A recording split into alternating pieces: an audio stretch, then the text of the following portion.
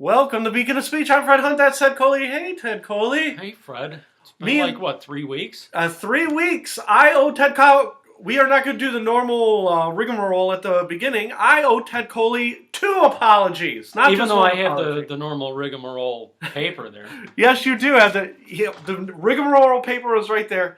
I owe him 2 apologies. First of all, we had to suspend Beacon of Speech in January due to my throat spasms. About 3 weeks ago, my throat spasms started to come back. We had to shut down Beacon of Speech for 2 weeks. Ted Coley, I apologize to you that I did not take better care of my throat, that we had to fall into hiatus again. So I apologize. Do you accept my apology that I did not take good care of myself? Sure. Yay, that's 1 for 2. Second thing is, I pick on Ted all the time because he voted for Donald Trump. Now, I voted for Gary Johnson and I gloat all the time. Gary Johnson, Gary Johnson, Gary Johnson. I treat Ted badly because he voted for Donald Trump. And it's like... It's true. And I pick on him and I take pot shots at him. But I'm telling you, and I told Ted this before we started, Donald Trump is horrible, but Hillary Clinton was also horrible. And so when I pick on him about Donald Trump, a lot of people make it sound like if Ted Coley and his ilk would have just voted for Hillary Clinton, everything in the United States would have been fine. We might have been screwed in a whole different way with Hillary Clinton. Have you been following? So the second thing I apologize to you is picking on you for voting for Trump because Hillary is no better, and it was proven this week. Okay? It absolutely was proven this week. Now, do you know how it was proven this week? Do you have any idea what a degenerate Hillary Clinton is? And it's No, barely getting reported. I did before, Okay. long before. I really haven't been paying attention. Specifically this week, do you know what Hillary Clinton did that would make Donald Trump look good? No, I'm not sure. Donald Trump says that what was her name? Donna Brazile? Donna, Brazil. Yep. Donna Brazile came out and she said the Democrat primaries were fixed. It was a fact that they were fixed. Donna, Brazil said this. Donna Brazile said this. And Donald Trump says, if this is true, this is a federal offense. And Hillary Clinton's like, no, Donna Brazile was confused. She's using hyperbole to sell books. Donald Trump is like, we're going to look into this. And she's like, oh, Donna Brazile never liked me. Okay? What are some of the things that Donna Brazile said in her book that are criminal offenses? Not Now, did Donna Brazil had some kind of role in Bill Clinton's administration, Yes. didn't she? Yes, she did. I'm not sure what it was, but She knows the Clintons from way back. And when Debbie Wasserman Schultz, they're like, Debbie Wasserman Schultz, you fixed the primaries so Clinton would win and Bernie Sanders wouldn't. She's like, I resign. And disappeared, right? It's underreported that she resigned. You don't hear Debbie Wasserman Schultz anymore. Then Donna Brazile stepped in, right? What are some of the things that So she Donna wrote about? Brazil took over for Debbie, Wasserman Schultz. okay, during the primaries. Right. Okay. So yeah. she knows. Yeah, I do remember that. So she knows But what that they I'm were saying fixed. is that Donna Brazil was involved in Bill Clinton's administration. Correct. Right? Correct. But you don't know what her role was. No, not off the top of my head. But this is what's so scandalous, okay? This is a number one scandal. I don't know why this isn't getting reported more than what's at Beacon of Speech. When Donald Trump beat Mitt Romney, what was the worst thing that Mitt Romney ever said about Donald Trump? What was the worst thing that Yeah. Mitt Romney ever Yeah. said about Donald Trump? He basically said that Trump was not qualified. Right. And he also said he doesn't have the temperament, right? Yeah, didn't he say he's something to the effect of he's a con artist? Or He was a con artist, yep. But those are all words, correct? Donna Brazile wrote in her book that once Hillary was in the primary season, right, that if things didn't go Hillary's way, Donna Brazile feared for her life. Her exact words were, I feared for my life. Why would she fear for her life if Hillary Clinton is just another politician. You see what I'm saying? You don't hear people say, I feared for my life.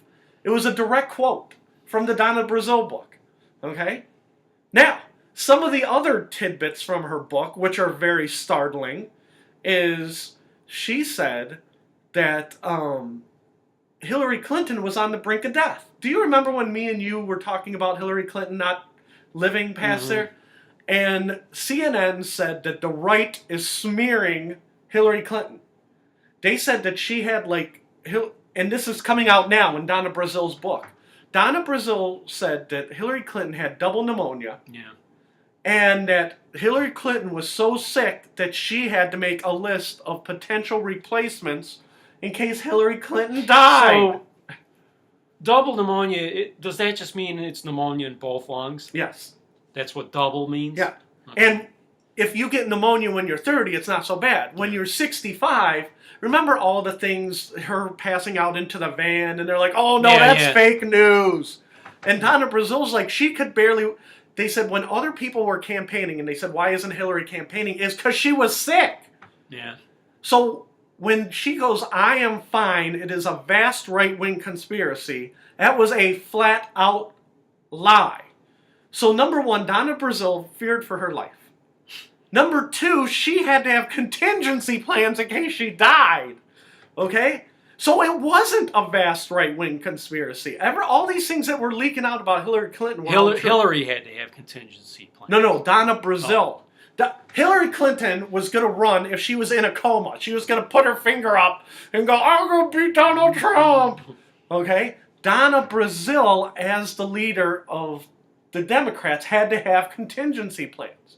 And then when she heard that contingency plans were Joe Biden, Hillary Clinton threw a fit. She's like, I'm fine. Right? Now, that caused friction in the Democrat Party. Now, how do you know that Donna Brazille is not full of hot air? How do you know that Donna Brazille is not pulling crap out of the air? How do I know that? Yeah, how do you know? How do you know that? I don't know. Guess who else came out with a book this week? Who else came out with a book this week? In the Democratic Party.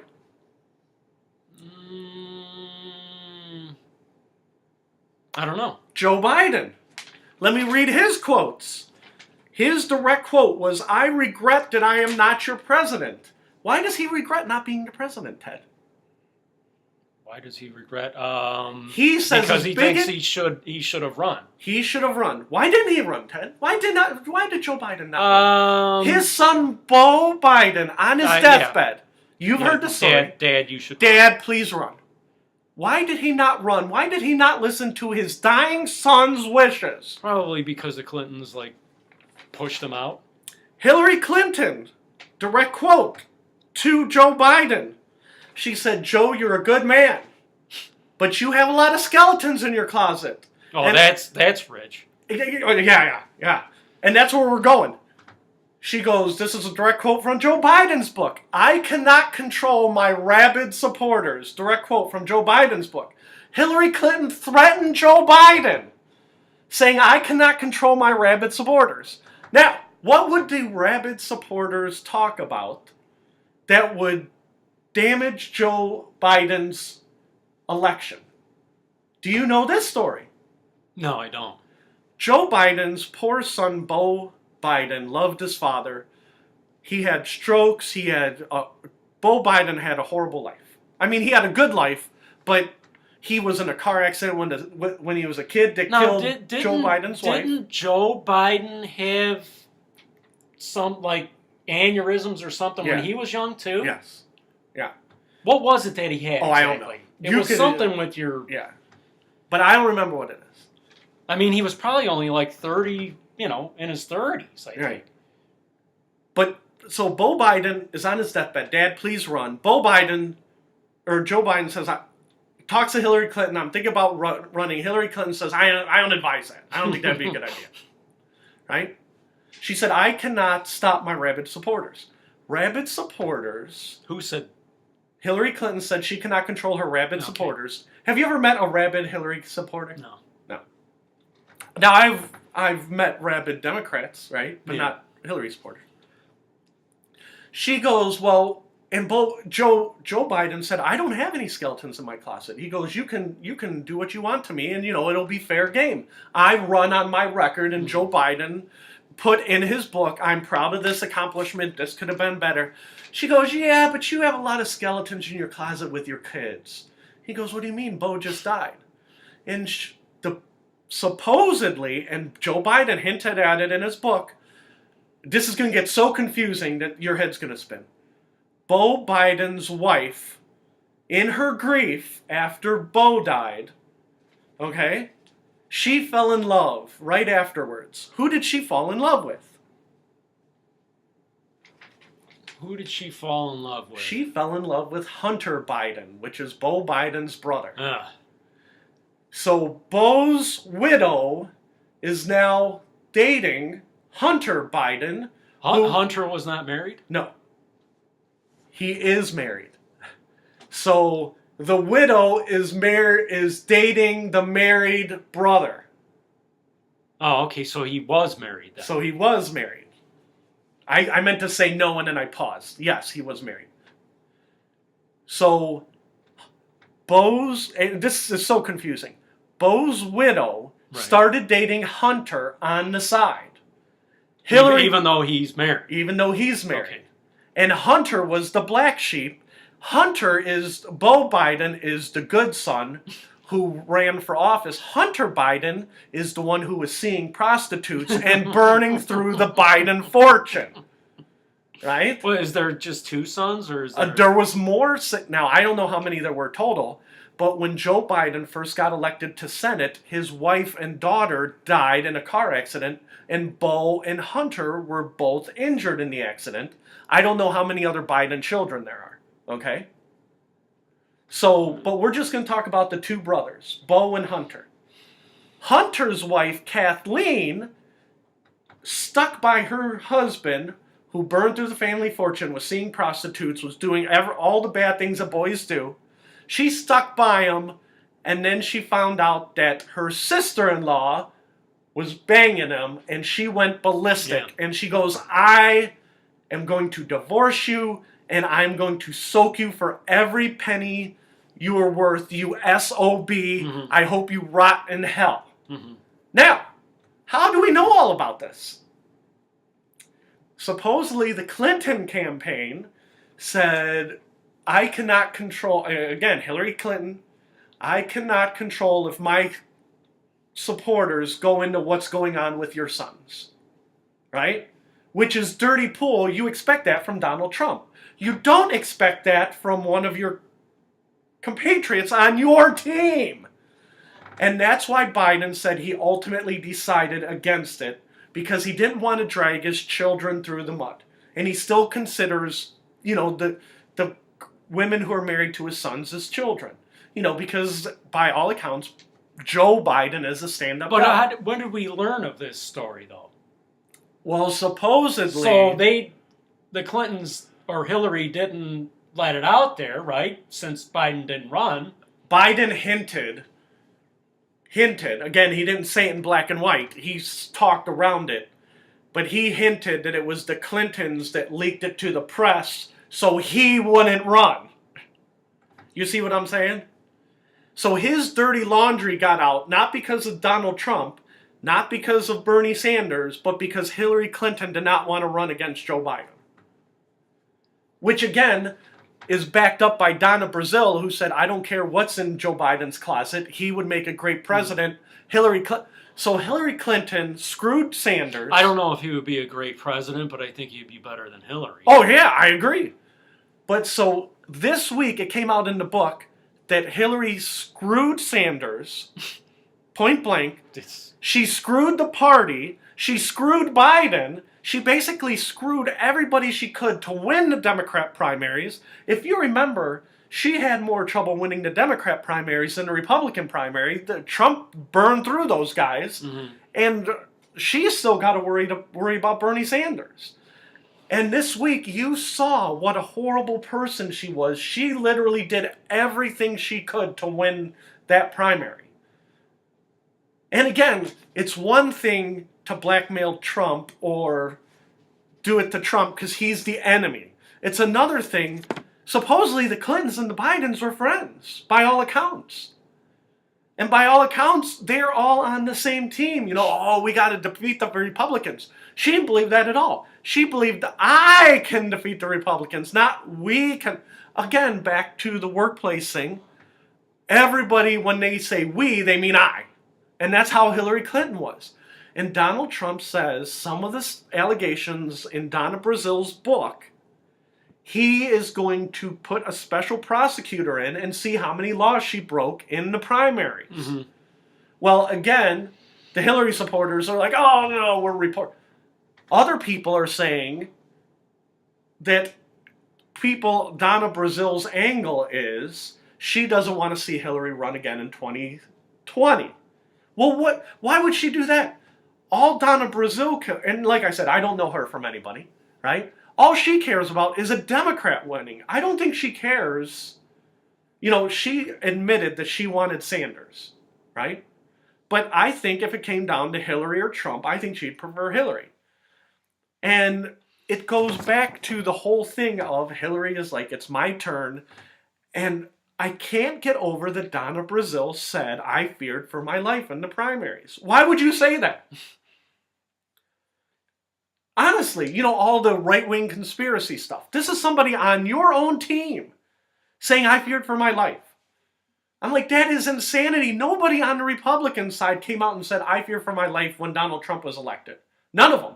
They all said he was an idiot, unqualified, a moron. You know, they called him all kinds of names, but nobody came out and said, I fear for my life because Donald Trump won the Republican nomination. Does that make sense? Mm-hmm. And it goes back to, I pick on you all the time about Donald Trump. But can you imagine, and just imagine, if you will, that Hillary won, and then Donald Trump found out all this information about Hillary, and then he went to the press. Do you know what a feeding frenzy it would be to see if she was going to be impeached for basically cheating her way all the way up and then beating Trump? Mm-hmm. It would be a feeding. Now, right now, it's gossip. Oh, well, then it didn't matter. She didn't win, right? We would have special prosecutors. At this point, what does it matter? It didn't matter. Trump or Hillary didn't matter. And that's why I apologize for picking on you, because it didn't matter. You know, people are like, we got to impeach Trump.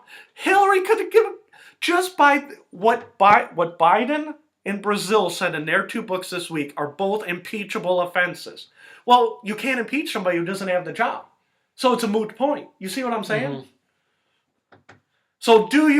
So 15 minutes later, do you accept my apology for picking on you about Donald Trump? No. Now, back to the mainstream media. Now I sound like, you know, Glenn Beck or Rush Limbaugh, right? Me and you made a prediction to be opened up in October of 2017. We don't have too many predictions, right? In the year 2016... it looked like all the polls said that Hillary Clinton was going to win. Is that correct? Mm-hmm. Were all the polls right? No. No, they were all wrong. Now, when was this? Right before the election. When was this prediction made? This was made in October of 2016. Wow. Glenn Beck said in 2016, Donald Trump will turn his loss into money. Okay? And this is what we were talking about. So 1 year later, because see, I put it 1 year. I was supposed to do it for October, but I had the throat problems. Mm-hmm. Donald Trump will turn his loss into money. Glenn Beck predicted that Donald Trump would create a new media network. Okay? Mm-hmm. I said I disagreed that Donald Trump would buy Newsmax or Fox News. Okay? Which is almost prophetic, because Rupert Murdoch is selling half of Fox. Did you hear about that this week? No, I did not. He is selling the entertainment division of Fox, and he wants just news and sports. He wants Fox to focus on news and sports only.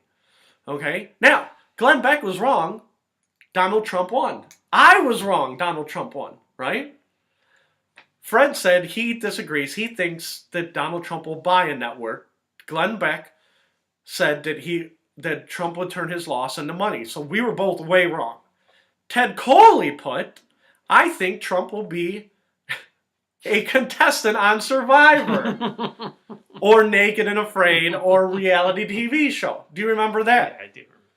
And then I said that, so basically Trump would turn into a media whore. Well, he still is a media whore, even though he's the president. So I have to put this over here. We were wrong because we believed the polls. Yeah. All the polls were in the back pockets of the Clintons, which goes back to how were the polls just wrong, or did they fudge the numbers because they wanted Hillary to win? Hillary was dirty as dirty can be. As dirty as a pig in mud, as dirty as whatever analogy you want to use. Now, you could say Trump bought his way to the top, Trump had ties to the Russians. It came out a month ago, while I had my voice problems, that Hillary, her campaign, paid for the Golden Shower report. Okay? She paid money for it. So they're looking to indict her for contacting the Russians about the Golden Shower dossier. So she didn't do anything that Donald Trump didn't do, which goes back to whether you elected a Democrat or you elected a Republican, you get the same garbage. It was that jerk or that jerk. And people have been talking about impeaching Hillary Clinton today. And Ted, you made the right choice. Because people who want to impeach Trump are like, we want to impeach Trump. Well, why do you want to impeach him? Because he's a jerk. Okay? Well, you can't impeach someone because they're a jerk. Or you don't like him. I don't like him. I don't like his hair. He's got crazy hair. Yeah. Right? Well, no. What law did Donald Trump break in the Republican primary? Well, he didn't break any laws. Oh, wow. Like you said on last week in a speech, Donald Trump, do you think that, you asked me the question, do you think that if Clinton was president, that we would be setting records at the stock market? And I said no. Okay? Now, you could say, oh, maybe so. I don't think so. I think Donald Trump has made everything very business-friendly. The problem is, I think he made it too business-friendly, and then the bubble's going to pop. Yeah. You see what I'm saying? Probably. But I think you would have had a whole new set of problems with Hillary Clinton. Now, do you agree? Do you accept my apology now? Yeah, I mean, Go ahead, I'm listening. I don't think, like I said, I don't think the stock market would be doing what it was doing if Hillary was in there. No. It would be going sideways. And I'm telling you, this stuff, because she lost, it doesn't matter. All it is gossip. You know, you read it on the Daily Mail. You don't see this crap on CNN because there's no like win for them. You know what I mean? To tear down Hillary Clinton. Well, she already lost. They're still beating the drum. She had 5 million more or 2 million more votes or whatever. Poor Hillary. Not that she would have been impeached this week. She would have been impeached by the Donna Brazile book. Now, Donna Brazile could have, instead of writing a book, say Hillary won, Donna Brazile could have got a big pay raise and got a job in the cabinet, and then she wouldn't have written a book. You see what I'm saying? Mm-hmm. Or if she won, maybe Joe Biden wouldn't have written a book. So, but both Brazile and Biden made money this week. And you could be like, oh, they're just trying to sell books. Why would they write that? Why would they write that about her? And I still believe firmly that the Democrat nominee is not going to be Donna Brazile. It's not going to be Hillary Clinton. It's not going to be Joe Biden. It's going to be Oprah or Mrs. Obama, right? Or some other celebrity who is not qualified. They're like, oh, if they elected Trump, you can elect Oprah. And people will be like, Oprah. I'm like, oh my God. Democracy right down the toilet. Well, one of the guys on Glenn Beck's show said it's probably going to be Carrot Top. Yeah. Oh, well, why not? Why wouldn't it be Carrot Top? So I want to make sure I got through all that, right? Yeah, poor Joe Biden. 6 months after he was elected to Senate in 1972, his wife and daughter were killed in an accident. And then it said Beau Biden died of an aggressive cancer, which is horrible. Mm-hmm. You're the Hillary Clinton campaign, you're going to drag Joe Biden's widow through the mud after her husband died of an aggressive form of cancer. I mean, is there really anything lower in life that you can do? Now she's lonely. I'm sure that Hunter Biden probably reminds her of her brother. right? Mm-hmm. She's like, oh, now once she's with him a few years, she probably won't like that he's banging prostitutes and stuff, but that's the way it is. Her name is Kathleen. So Kathleen Biden was Hunter's wife, and she is the one who is pissed and suing the crap out of everybody. It seems like the only thing that matters to the Clintons is power. Yeah, and that's it. Hacks the inside. Oh yeah, we got Donna Brazille's book was called Hacks: The Inside Story of the Break-ins and the Breakdowns that put Donald Trump in the White House. And again, Donna Brazille's angle isn't Donald Trump won the White House. Her angle is Hillary Clinton lost it. Like in a football game, like she choked it away because she was an idiot, right? And that's her angle. And I'm not saying it's true or false. I didn't read the whole book. I only saw a few of the excerpts that are on the news sites. You want to talk about something cheerier? Yeah. Donald Trump and Hillary Clinton. Doesn't matter who won. It doesn't matter because they both got in the same amount of trouble. But in real world, why does it not matter? What is going on in Africa today that might kill everybody? Africa going on today. What's going on today in Africa? I don't know. Is there some kind of plague or? Yes, very good. The plague is there. The plague. Now, the plague. You remember, me and you are going to talk very graphically, so I'm going to warn you. If you don't want to hear about graphic crap, turn off Beacon of Speech. Our 4 supporters, right? Turn off Beacon of Speech. Mm-hmm. Do you remember why Ebola was so bad? Do you remember why? Why it was so bad? Yeah. Well, because it's very contagious. It's very contagious, but you basically bleed out. Yeah. All your organs fail. You bleed out your mouth, your ass, your eyes, your ears. Every opening bleeds, and it's a very horrific death. Okay? How do you catch Ebola? Is it airborne? Nope. That's the whole point of the story. In Africa, they don't bury their dead right away. Say you're dead, okay? You're dead in America, okay? And you know how I'm kind of a germaphobe, right? You die, and you have blood coming out of your mouth, ears, ass. There's blood all around you, okay? Okay, so this thing that's threatening Africa and everybody else now is not Ebola, right? No, it's new. It's new. We'll get to that. I did hear something about this. It's the plague, isn't it? Yep. And we'll start at Ebola and go to the plague. So Ebola, if I'm standing right here and you're right there, I can't get it. Okay? But you have blood everywhere.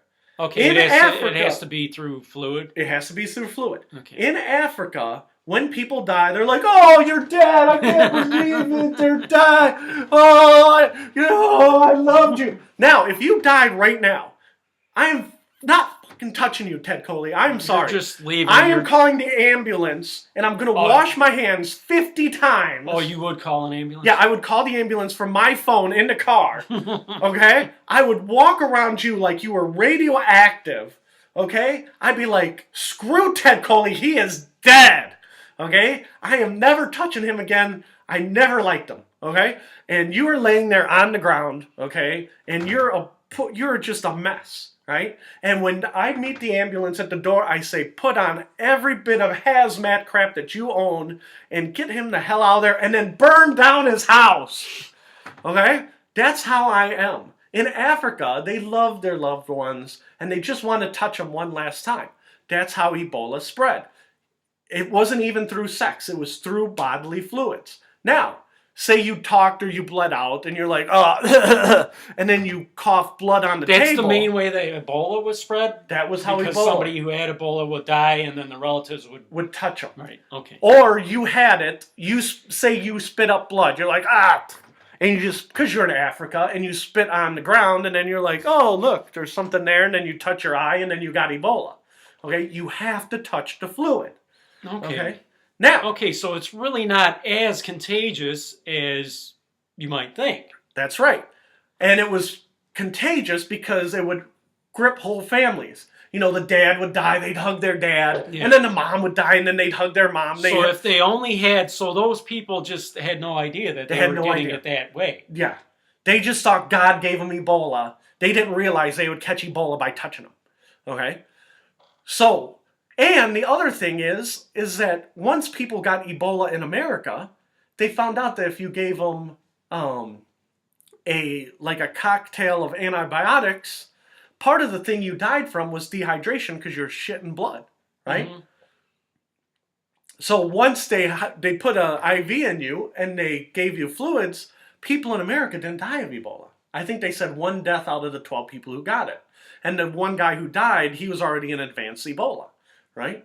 So the point of my story is Ebola is containable once you told them, hey, you got to wear the mask, you got to wear the thing. And don't forget, say you're they said, I don't know how I got Ebola. I was wearing the mask and I was wearing the bodysuit, but they're not totally covered and they're spraying down the dead bodies. Well, you're spraying the blood into the air and probably touching surfaces. Like say you're dead and bloody, I sprayed the blood off, but there's still your blood and the soap on the wall. You see what I'm saying? So that's how Ebola went. Ebola is controllable now. Now, are you glad we talked about Ebola? Does that make you feel better? Yeah, I feel great now. Yeah, now you feel great. No, now it'll burn down your house. What's going on in Africa today, this week, while we're talking about Clinton Trump? The Black Plague is back, okay? And they said it's similar to the strain that killed half the population of Europe in the 1300s. It's similar, it's not exact. But it is not like Ebola, it is not bloodborne. It is airborne. Once the plague is in the air, oh boy, you are in trouble. Now, it started in the country of Madagascar. It's an island nation, right? It should have been very easy to contain the plague on an island nation, right? Well, guess what? It wasn't. Now it's in 10 countries throughout Africa. And now 200 people have caught the plague. Here's the problem. We are at the apex of the plague problem right here, right now, okay? If this started in New Mexico, they said 5 or 10 people a year get the plague in the United States, okay? Because it's spread through mice and rats and poor people in the desert Southwest. You get the plague, they give you antibiotics, plague's gone. One person gets it, they're familiar with it. What's happening now in Africa is now the plague is in the air. It's in the air in Mozambique, it's in the air in South Africa, it's in the air in Madagascar, okay? Mm-hmm. People are catching the plague, and now it's mutating, okay? And they said, what happens now that it's airborne and it mutates to where antibiotics can't stop it? You see what I'm saying? Mm-hmm. So now you're like, well, what are the chances? Is it a 1% chance that it mutates? Is it a 50%? You see what I'm saying? Mm-hmm. And once it gets into the air throughout Madagascar, it could sit there for 2 years, mutate, and then come back 2 years later as the strain that is resistant to antibiotics. You see what I'm saying? Mm-hmm. So it doesn't matter whether Trump or Hillary is president, because once the Black Plague comes and it's an antibiotic-resistant strain, what do you think happens in America? It's like hurricane season. There's a run on Walmarts, there's a run on things, you're killing your neighbors, and, it's Walking Dead. Mm-hmm. Which is what you said like 5 episodes ago. You said, what happens if we run out of oil? What happens if we run out of oil? And I said, the first 3 days, everybody's sharing. In 2 weeks, it's Walking Dead. Mm-hmm. And we were laughing, right? Now we are at Walking Dead right now, which is the Black Plague. Okay? Because now again, it might not mutate. They might be like, oh, Black Plague is like polio. It's very, discernible. But now that it's everywhere, the more countries and the more ecosystems and the more variations of it in and again, when I say South Africa, I mean Southern Africa. I don't mean South Africa. But are you aware what's going on in Madagascar? How much have you heard about the Black Death? The only thing I just heard them talking about it on Glenn Beck, and I heard that the problem is that they, although according to what you're saying, it really doesn't matter if they're handling the dead bodies. Yeah, it doesn't matter. It doesn't matter. Okay. It's airborne. Now, it's easier don't get me wrong, it's easier to, if I'm touching you, it's easier to catch it touching you than it is through the air. But it's still airborne. They said the plague this time is airborne. And that's why you have to worry about the mutation. Because, and here's the other thing. When I was a kid, I remember being afraid of swine flu. Do you remember being afraid of swine flu? Yeah, I remember swine flu. And I remember they said the swine flu, the vaccine was killing more people than the swine flu was. And I remember telling my mom, I don't want to get the swine flu because I don't want to die. And they had all these kids who were dying of swine flu. And my mom's like, don't read the newspaper. What are you doing? Right? What happens is the plague gets in the air, right? And then, we were talking about pigs before. Next thing you know, it gets in the air, and then a warthog gets it. And then a whole pack of warthogs get it. And then somebody eats the raw warthog, and then you get the plague through the pig, and then you get the antibiotic-resistant strain because you ate the warthog in the forest of Madagascar. You see what I'm saying? And that's why this is so much more alarming than Ebola. Now, I wasn't that worried about Ebola because, like I said, if I see somebody bleeding, I'm like, oh! But once it's airborne, you're in trouble. And don't forget somebody, and this is underreported too. I'm going to write this down for the outline, okay? One of the girls who got Ebola came from Africa, and then she gave it to the nurse, right? And again, the nurse didn't touch her, but it's possible that she coughed up blood and then the nurse touched the blood, right? It's possible. That nurse went to a wedding in Akron, Ohio. Do you remember that? Yeah, I do remember that. And she bought a wedding dress for her wedding. And then all of a sudden, she was instead of Typhoid Mary, she was Ebola Mary. And they quarantined her, the nurse, right? And they said she recovered, but the place, the shop where she bought her dress had to shut down because nobody would even walk into that dress shop anymore. Because, But the Ebola is in Northeast Ohio somewhere. Now, it might not ever get touched again. You see what I'm saying? It could have got killed by antibiotics, or it could have been wiped down by some handy wipes, right? Or it could be sitting dormant for 5 years when a squirrel picks it up and then, eats a nut and then, dies. And you see what I'm saying? Now, I don't think Ebola is going to do it. If me and you get Ebola, it's going to suck because they said it causes joint pain and later life issues. But we're not going to die, okay? This Black Plague thing, they're underreporting it. They need to be banging the drum and say, don't be coming from Madagascar. So are you going to cancel your trip to Madagascar? I am canceling my trip to Madagascar. But that's why I asked you how close you're following it, and I'm glad Glenn Beck's talking about it, because we're still talking, and I was showing you the thing on Beacon of Speech, how all they talk about is Donald Trump. Donald Trump proved that he was an 8th grader today, okay? Because Donald Trump, I guess earlier this week, Kim Jong-un called Trump old. He said that old crazy guy in the White House, okay? Donald Trump came back with a tweet today. Did you see this tweet? No. And he says, I don't appreciate Kim Jong-un calling me old. What did Donald Trump say? Fill in the blank, the rest of the blank. I don't appreciate Kim Jong-un calling me old blank. Do you want to take a guess? No. Okay. This is what Donald Trump said on his official Twitter. I don't like Kim Jong-un calling me old. I don't call him short and fat.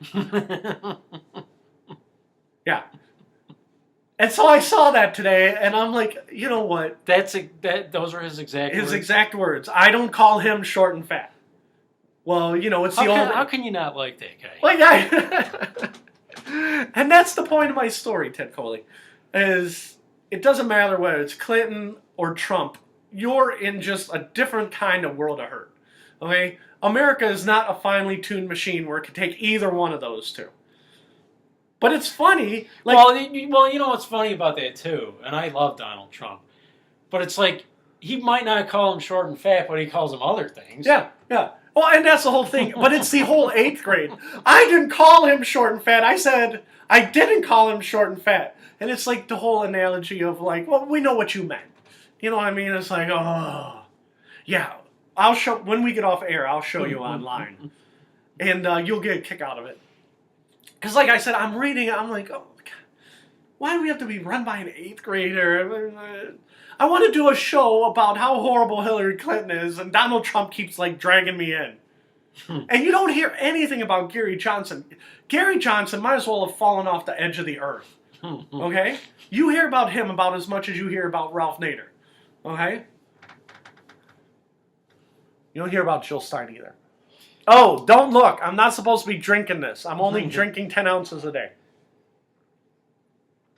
But I have to drink something, else I'm going to die and my voice is going to be shredded. Jill Stein, I think I predicted that if Trump would have lost, that he would be on Naked and Afraid with Jill Stein. Yeah, I think that might have been your prediction. Because you said Naked and Afraid, but I don't think I wrote down the Jill Stein part.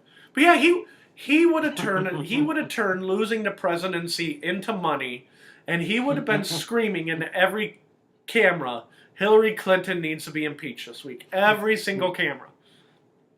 And it would have got traction because he would have been right. And now they're like, well, don't worry about Hillary Clinton. Worry about North Korea. They're like, you won. You don't need to be screaming about that. Oh, yeah. So remind me when we're done, because your thing's working, I'll show you about the short and fat thing, which is funny, like I said. Now, I'm going to read this after all. I apologize. The most important thing at the beginning was apologizing to Ted because I didn't want him to quit Beacon of Speech, okay? But what is Beacon of Speech, Ted? And there's a point why I'm reading it in the middle, okay? Free speech is under constant assault in America today. The problem is it's coming from two places it's very hard to fight. From the left in the form of PC madness, from the right in the form of corporations. The concept that we're all in this together is lost in America. America is supposed to lead by example, not force its will on other countries. I read that at the beginning of every show. Not this show, but most of them. Would you say that's fair? Yeah, I mean, for a while, I don't think you were doing it. For this week and last week, sometimes I'm like, is free speech really under attack in America? God damn it, Ted, it is! Every single goddamn week! And not like in San Francisco and not in Miami, right?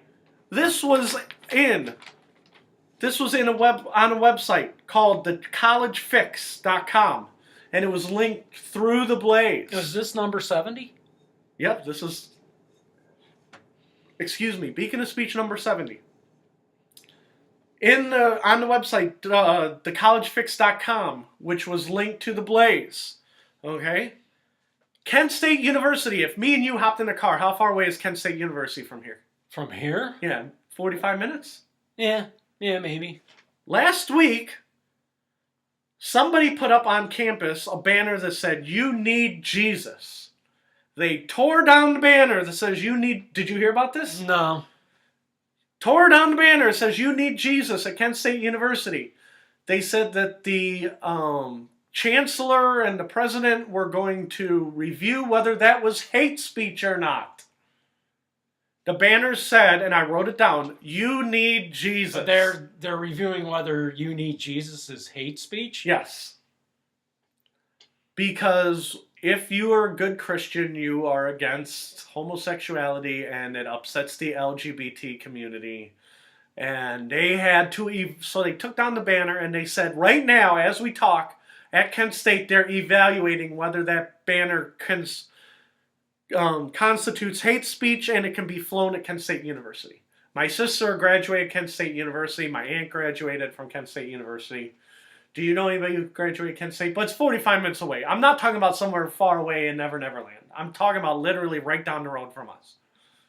Yeah, I think two of my nieces went there. Yeah. I think. Yeah, so we're not talking about, the most liberal San Francisco.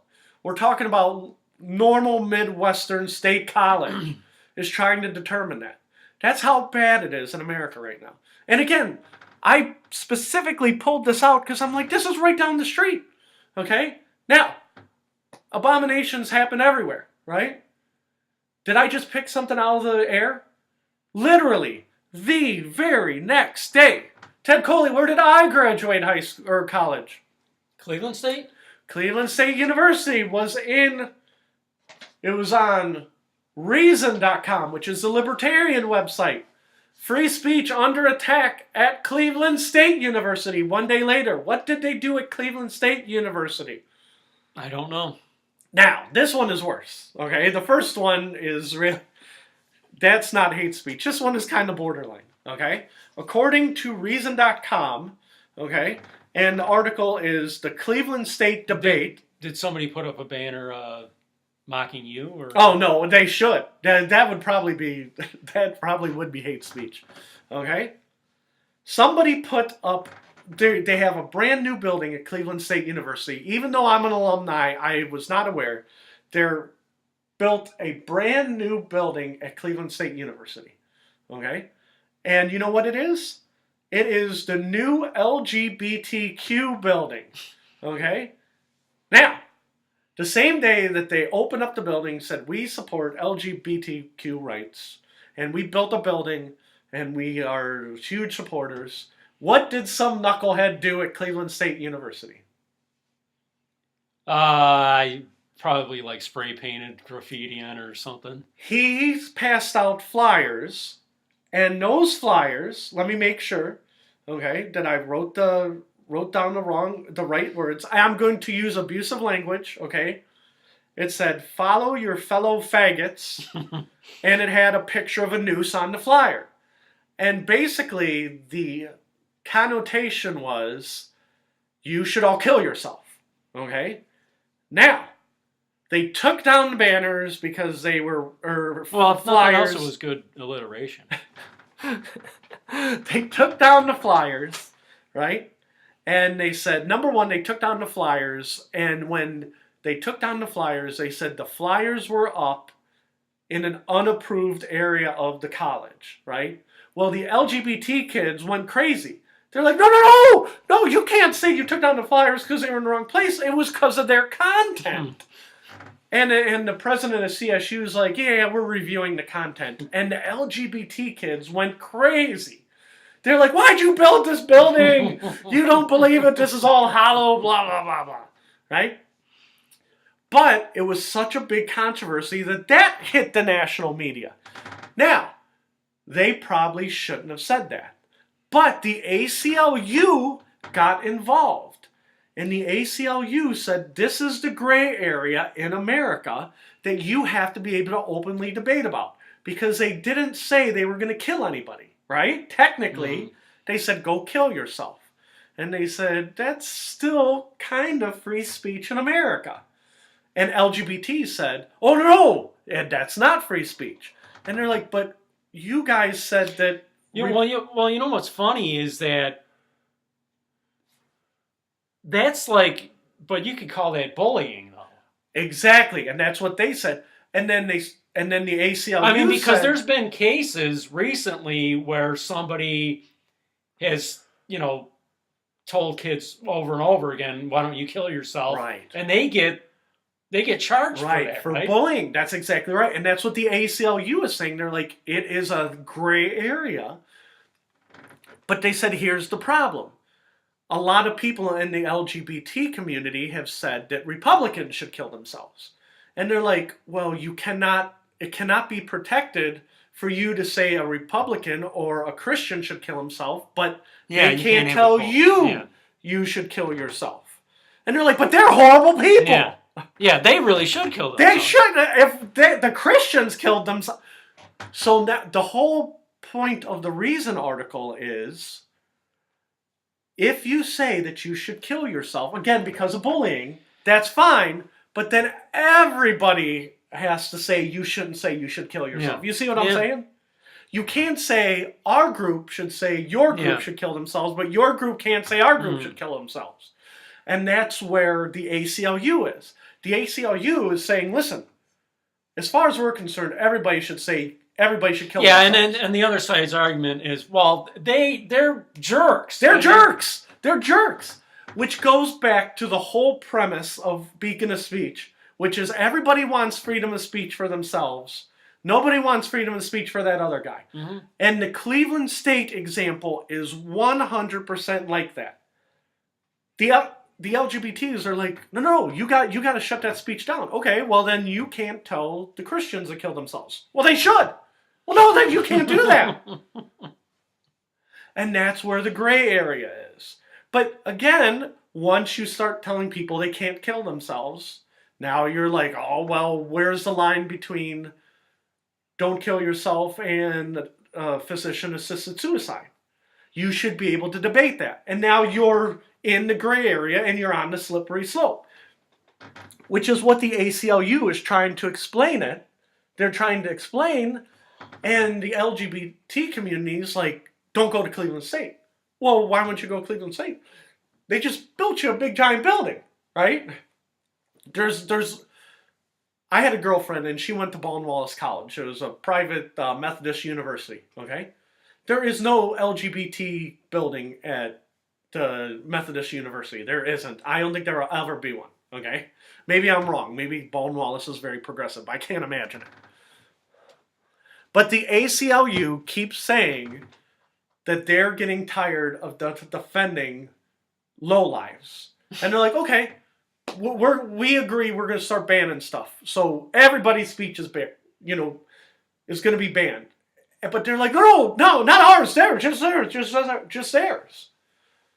Well, the ACLU almost sounds like they're fair. ACLU is fair. But their whole thing is that they're tired of defending the most deplorable people in the United States. And they said, at some point, you have to say, you are deplorable, and you have to agree, okay, what's deplorable? You know what I mean? There has to be a quorum. Because the ACLU is generally considered a pretty liberal organization. Yes.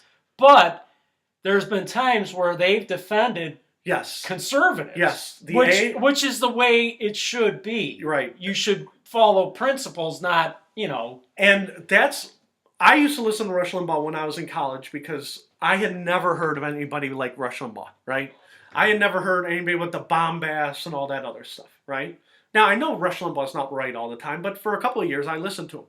And I think the time I started losing my respect for him, I can tell you 2 incidents. One, he thought 9 Inch Nails were gangster rappers. And I'm like, Rush doesn't know what he's talking about.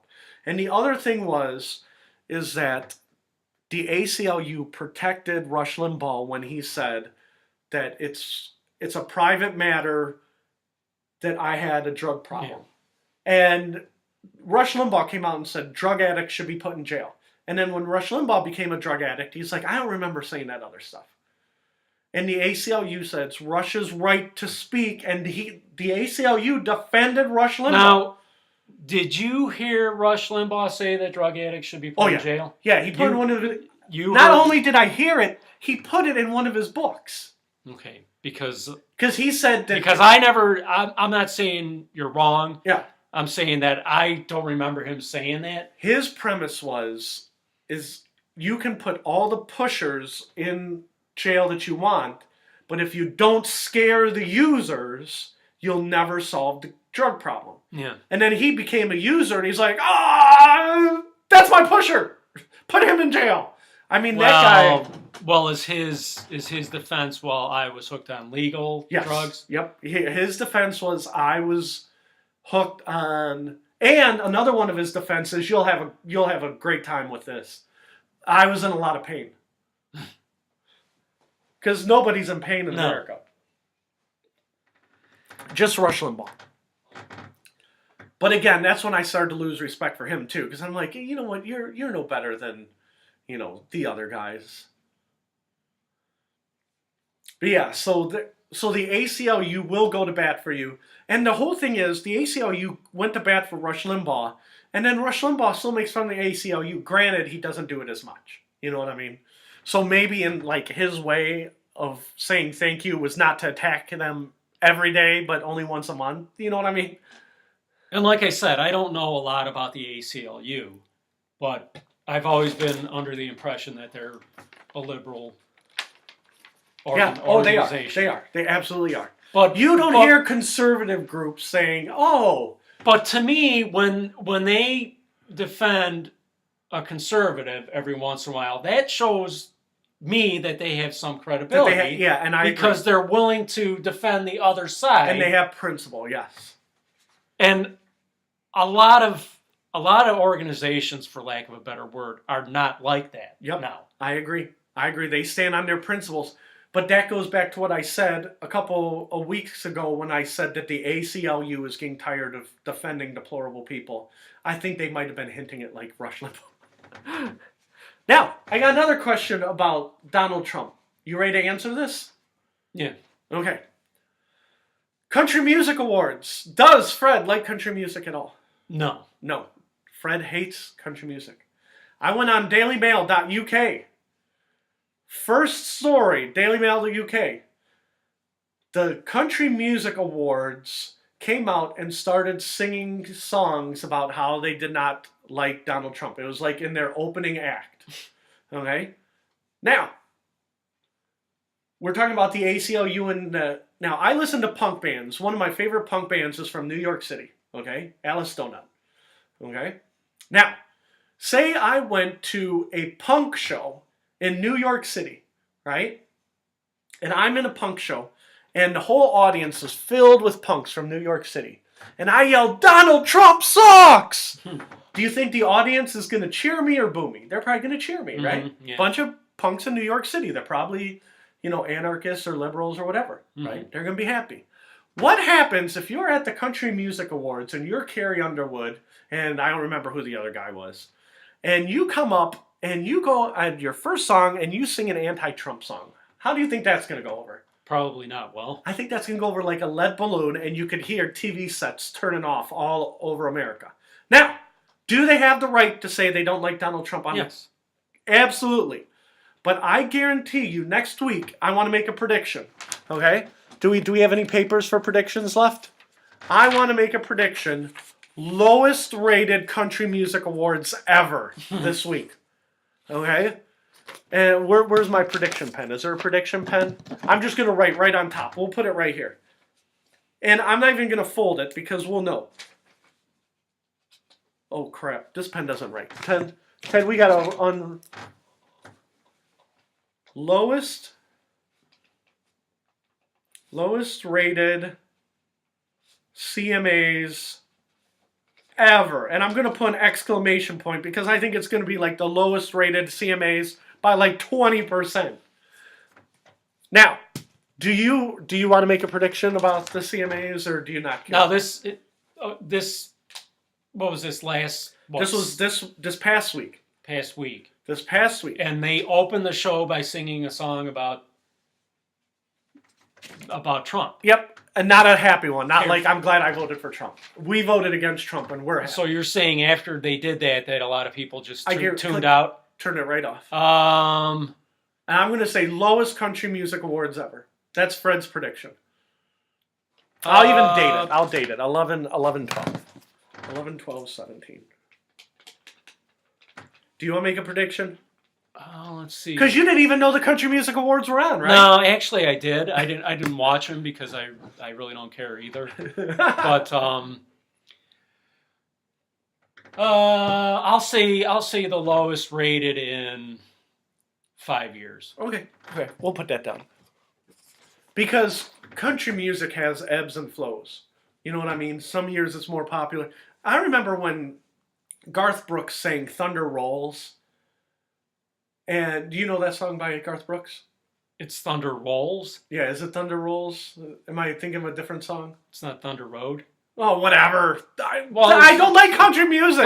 Well, Thunder Road is Springsteen, right? Okay, so whatever. I don't know Garth Brooks, so I don't know what it's. Maybe it is called that. When he sang that in 1998 or whatever, okay, I remember reading an article that said, "Is country music bigger than rock and roll?" And they cited that Garth Brooks song. And I'm like, no, because people listen to country music are, I'm not going to slander them. They're bumpkins. But, okay, you're saying lowest rated in 5 years. In 5 years. I'm going to look that up because I can't, like I said, I can't believe. Can you look that up right now? And well, after we're offline, Yeah. we can look it up. But I can't believe anybody would be so tone deaf to their audience that they would. Because would you assume that people watching Country Music Awards are Trump fans? Yeah, I would think for the most And again, part, yeah. I'm not saying all of them. I'm saying rule of thumb. There's Yeah, exceptions I mean, almost every rule. let's put it this way. If I was hosting that show, I would not take the chance Yeah. of doing that. And let's put it this way. Say you're the executive producer of the show. And Carrie Underwood's like, yeah, I want to do a duet about how much we hate Trump. You think that's a good idea? Do you have a problem with that? And you're like, I gotta get ratings. ABC is not gonna televise this if we don't make ratings. So again, Now, did Trump tweet something about Carrie Underwood? we're gonna find out. We'll look it up online afterwards. But that's why I couldn't believe it. And I'm like, oh my He god. probably called her a loser. Carrie Underwood was always a loser. We'll probably get offline, and it was probably Taylor Swift. Because I care so little. All I know it was a guy in a cowboy hat and a girl in a dress. Yeah. And they opened, and I'm like, country, and I like scrolled through the first paragraph, and I'm like, those guys are idiots. And I clicked off. Because I'm like, how do you not know your audience? How do you not know who's watching your own show? Yeah. So, but I talked about the Clintons, I talked about the Bidens, I talked about the plague, I talked about free speech at Cleveland State, and like I said, they really shouldn't have done that, and they really shouldn't have done it the day that the building opened. But again, as a free speech site, you have to be able to discuss it. And even if you were like, you know what, they crossed the line, they shouldn't have done that, you have to have the ability in America to talk about where the line is. You know, here's the hard line. You know, we're not going to say, you know, we're going to have a rape club. You know what I mean? Mm-hmm. You shouldn't say that, right? And you have to know where the limits are, but you have to be able to discuss where the limits are. You know what I mean? Mm-hmm. I don't want to talk about sexual assault. It seems like everything, like for the last 2 weeks, I've been kind of glad that we haven't been talking on Beacon of Speech because CNN, Fox News, blah, blah, blah, blah, blah, blah. They're all talking about sex scandals. And it seems like CNN is preoccupied with that guy, that Republican from Texas. Roy Moore. And it seems like Fox News is preoccupied with celebrities because they're on the left. You know what I mean? So everybody's preoccupied with people sexually harassing people on the other side. Mm-hmm. Not the ones on their team. The ones on the other team, they're the horrible people. Well, guess what? Those Hollywood people. I read one of the funniest posts. Rosie O'Donnell she made a post about how Donald Trump is basically the Antichrist, right? And it was a long post. Donald Trump is this, Donald Trump is that, Donald Trump is horrible. And then at the end, somebody replied to her. It said, do you celebrities take any time from raping each other to actually follow politics? And I thought it was the funniest thing because now Rosie O'Donnell, you know, she paints all these people on the right, you know, all you people in red states, you know, I'm moving to Canada. Yeah. And then they paint her as another scumbag celebrity and she's pissed. I'm not like all those other well, guess what? Well, you know what's funny? And again, it's like Rosie O'Donnell, I'm moving to Canada. It's like, who's stopping you? Yeah, she didn't It's move like she's threatening everybody. Not only did she not move to Canada, but it's funny because everybody is calling Rosie out, including Donald Trump. Rosie O'Donnell said, family values, I want the right to get married. And then she got married. And then what happened to her wife? Well, she got divorced. She got divorced. And then her wife was so upset because Rosie was the love of her life. Because I think Rosie was the man, okay? She was the love of her life. What did Rosie's wife do? Did she kill herself? She killed herself, right? And Rosie's like, I can't help it. That happens. You know, I'm sorry for our family. Again, it was like a half apology. I'm sorry for our family because our family shouldn't have to deal with that loss, right? So it was a half-hearted apology. Now, Rosie O'Donnell's probably about 50, 55 years old. A little bit older than us, right? Would you say that's fair? Yeah, I think she's about 55. Now, Rosie has a dead ex-wife. What did Rosie O'Donnell go out and do as soon as her ex-wife killed herself? What did she do Got engaged to somebody else. Yep. How old do you think that girl was? 21. 28. Oh, wow. So 50-year-old Rosie's engaged, Robbing the cradle. is robbing the cradle with some, all these scumbag males who all they do is go after young women. Again, the pot calling the kettle black. Again, you're a scumbag. Oh, don't look over here. Don't look at that girl that I'm banging on the side. She's different. She is totally different. She's into me because we're happy lesbians. You know what I mean? But literally, people are now calling her out and she doesn't like it. But nobody likes it. Somebody's probably doing an anti-beacon of speech and getting, they're in another universe and they're getting -4 views and they're like, oh. So, but I wanted to make sure I talked about that. So, song of the day. I got this down here. What would you like the song of the day? Do you want it to be an ELO song? We were listening to ELO before we came on. ELO. Okay, ELO song. What's song of the day? Telephone line. Okay, song of the day. We were watching Telephone Line right before. All right. We have to tie it up early because I got to go pick up Crystal and my kids. And my voice held up pretty good. I didn't cough too much. No. And thank you for the Coke. So I think we're good to go for Beacon of Speeches. So we can keep doing them and people can keep not listening.